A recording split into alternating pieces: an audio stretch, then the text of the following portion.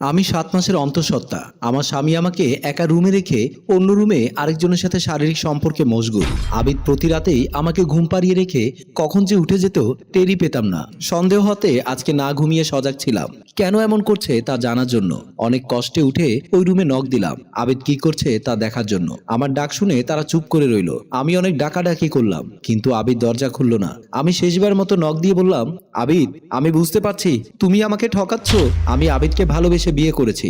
আবিদের এক কথায় ঘর ছেড়ে ওর হাত ধরে বেরিয়েছিলাম। পালিয়ে বিয়ে করাতেই আমার পরিবার বা আবিদের পরিবার কেউ মেনে নেয়নি। আবিদের মুখের দিকে তাকিয়ে সব কষ্ট সহ্য করেছি, কখনো অভিযোগ করিনি। আমার দু চোখ ভরে পানি পড়ছিল। বিয়ের 1 বছরের মধ্যে আমি কনসিভ করেছিলাম। যেদিন জানলাম আমি প্রেগনেন্ট, নীরবতা ভেঙে আবারও দরজা টোকা দিতে লাগলাম, আবিদ দরজাটা খোলো। অনেকবার ডাকার পর আবিদ দরজা খুলে দিল। আমি দৌড়ে ভেতরে ঢুকে আমার মাথায় আকাশ ভেঙে পড়ল, কারণ আবিদ আরেকজনকে নিয়ে রুমে শুয়েছিল। আবিদ যার সাথে ছিল সে আর অন্য কেউ নয়, আমার বান্ধবী নিশা। আমি কি করব তা বুঝতে পারছিলাম না। এতদিন যার সাথে সংসার করেছি তাকে বিশ্বাস করব নাকি আমার বান্ধবীকে, না আমার চোখকে। এত প্রেশার নিতে পারছিলাম না। কিছু জিজ্ঞেস করার আগেই অজ্ঞান হয়ে গেলাম। যখন জ্ঞান আসলো তখন চারিদিকে তাকিয়ে বুঝতে পারলাম যে আমি হসপিটালে আছি। উঠতে যাব তখন একজন নার্স এসে বাধা দিল। এ কি করছেন? এই শরীর নিয়ে উঠছেন কেন? নার্সকে বললাম, আচ্ছা সিস্টার, আমাকে এখানে কে নিয়ে আসলো? এক ভদ্র মহিলা আপনাকে অজ্ঞান অবস্থায় হসপিটালে নিয়ে এসেছে। কে নিয়ে আসলো তা ভাবতে লাগলাম, আর আবিদ কোথায় তাও চিন্তা করতে লাগলাম। আবিদকে একটা কল দিয়ে দেখি ও কোথায়। সিস্টার কাছ থেকে ফোন নিয়ে আবিদকে কল দিলাম, কিন্তু আবিদ কল ধরল না। বুঝলাম আবিদের কাছে হয়তো আমার প্রয়োজন ফুরিয়ে গেছে। আমি নার্সকে আর কিছু বললাম না। একটু সুস্থ হতে আমি একাই বাড়ির দিকে রওনা দিলাম। আমার রুমে এসে দেখি নিশার আবিদ রুমে শুয়ে আছে। এই অবস্থা দেখে আমি হিতাহিত জ্ঞান হারিয়ে ফেলেছি। কি করব বুঝে উঠতে পারছিলাম না। পাশে থাকা ঝাড়ুটা দিয়ে ইচ্ছা মতো পিটালাম। তারা তখন কম্বলের ভেতর ছিল। তারপর নিশার চুলের মুঠি ধরলাম, বললাম, তুই আমার বান্ধবী হয়ে এত বড় বাটপারি করতে পারলি? হঠাৎ আবিদ আমাকে ধাক্কা দিয়ে ছাড়িয়ে দিল। কোনো মতেই নিজেকে সামলিয়ে নিলাম। আবিদ, আমার সাথে তুমি এমন কেন করেছো? বলো আমাকে সত্যিটা। সত্যিটা শুনতে চাও? আচ্ছা তাহলে শোনো। পারছি না আর তোমার সাথে থাকতে। আমি মুক্তি চাই, মুক্তি। এগুলো কি বলছো? যা বলছি তা সবই সত্য। এত জলদি আমি বাচ্চা চাইনি। বাচ্চা হবার জন্য আমার যে চাহিদা তা কি বিসর্জন দিয়ে দেব? তাছাড়া তোমার কাছ থেকে কি পেয়েছি? তোমাকে বিয়ে করেছে 1 বছর পার হলো, কোনোদিনও শ্বশুর বাড়িতে নিতে পারোনি। মনে করেছিলাম বিয়ের পর সব ঠিক হয়ে যাবে, কই কিছুই তো হলো না। আমি বললাম, আবিদ, তোমার এক কথায় আমি মা বাবাকে ছেড়ে চলে এসেছিলাম। তাদের মনে দুঃখ দিয়েছি। শরীরের চাহিদা কি তোমার কাছে সব? কিভাবে পারলে আমার সাথে এমনটা করতে?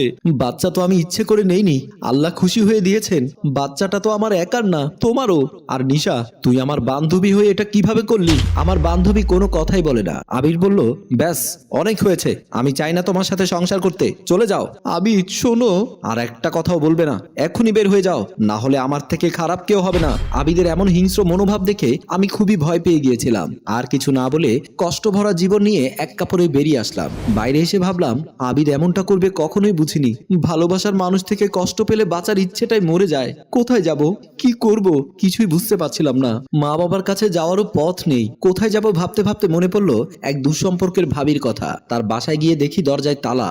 একজনকে জিজ্ঞেস করার পর বলল যে কালকে সকালে আসবে। শরীর ক্লান্ত থাকার কারণে দরজার সামনেই বসে রইলাম। পরের দিন সকালে কারো ডাকে আমার ঘুম ভাঙলো। চোখ খুলে দেখি ভাবি এসেছেন। আমার হাত ধরে উঠালেন। আমি ভাবিকে জড়িয়ে ধরে চিৎকার দিয়ে কাঁদতে লাগলাম।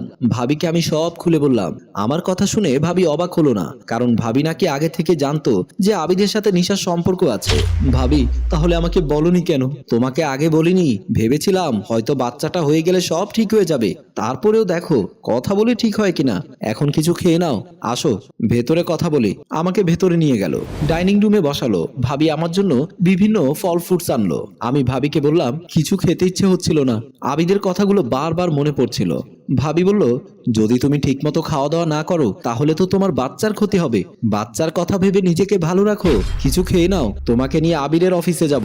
7 দিন পর আমি আর ভাবি আবিদের অফিসে গেলাম, কিন্তু গিয়ে শুনি যে আবিদ অনেকদিন পর্যন্ত অফিসে আসেনি। তারপর বাসায় গেলাম, ওখানেও গিয়ে দেখি দরজায় তালা দেয়া।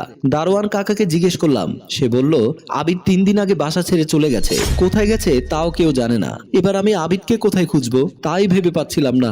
আবিদের যত বন্ধু ছিল তাদেরকে মোবাইলে ফোন করে জিজ্ঞেস করলাম তারা জানালো যে কেউ জানে না আবিদ কোথায়। অনেক খোঁজ করলাম কিন্তু আবিদের কোনো খবর পেলাম না।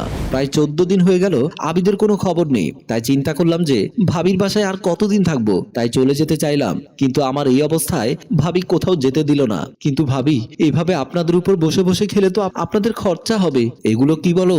আমার বোন থাকলে কি আমি ফেলে দিতাম? আর চিন্তা করো না, হাতের কাজ তো জানোই, তা করে নিজের জন্য টাকা জমাও। মনে মনে চিন্তা করলাম যে কাজ করা তো লাগবে, না হলে বাচ্চা মানুষ করব কিভাবে। এজন্য ভাবিকে বললাম যে কাজ খুঁজতে।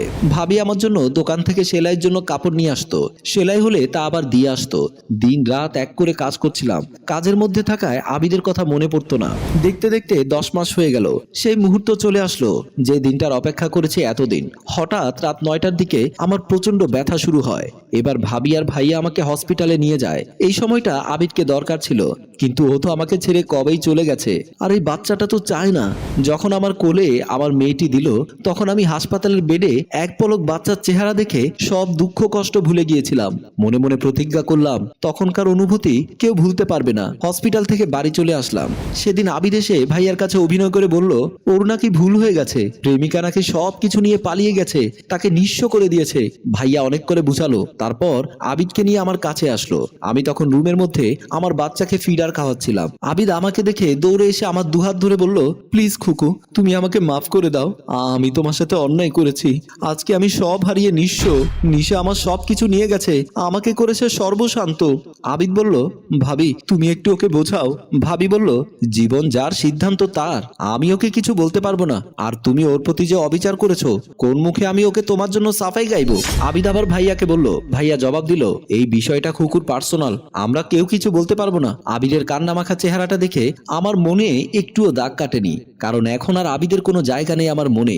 আমার সবটা এখন আমার সন্তানের উপর। আমার সন্তানকে আমি এইখানে মানুষ করব। আমি সেই দিন দূর দূর করে আবিদকে তাড়িয়ে দিয়েছিলাম। প্রায় 6 মাস পর ভাবিদের একটা রুম ভাড়া নিলাম। ভাবির কাছে রেখে আমি কাজ করতাম। তারা এত সাহায্য করেছে, তাদের ছেড়ে আর কোথায় যাব? ভাইয়ার ভাবি আমার ছেলেকে খুব আদর করত, আমার থেকে ভাবির কাছে বেশি থাকতো। ভাবি বলেছিল নতুন করে জীবন শুরু করতে, জীবন সঙ্গিনী বেছে নিতে, কিন্তু আমার ছেলের কথা আর পুরুষের প্রতি ঘৃণার কারণে সব বিসর্জন দিয়ে দিয়েছি। আমি আর সংসার করব না, কারণ এখন আমি পুরুষদের বিশ্বাস করি না। সময় তো দর্শক, খুকু কাজটা কি ভালো করেছে না খারাপ করেছে আপনারাই বলুন। আসলে মানুষের মনে একবার কষ্ট লেগে গেলে সহজে মোছা যায় না বা বলা যায় না। তাই কথায় বলে দাঁত থাকতে দাঁতের মর্ম বুঝুন, অন্যথায় আবিদের মতো রাস্তা রাস্তায় ঘুরতে হবে। গল্পটি ভালো লাগলে লাইক কমেন্ট শেয়ার করে অন্যকে দেখার সুযোগ করে দিন। রচনা ও প্রযোজনায় মঞ্জুর মোর্শেদ, পরিচালনায় রেজাউল কবির চৌধুরী, ক্যামেরায় মিজান।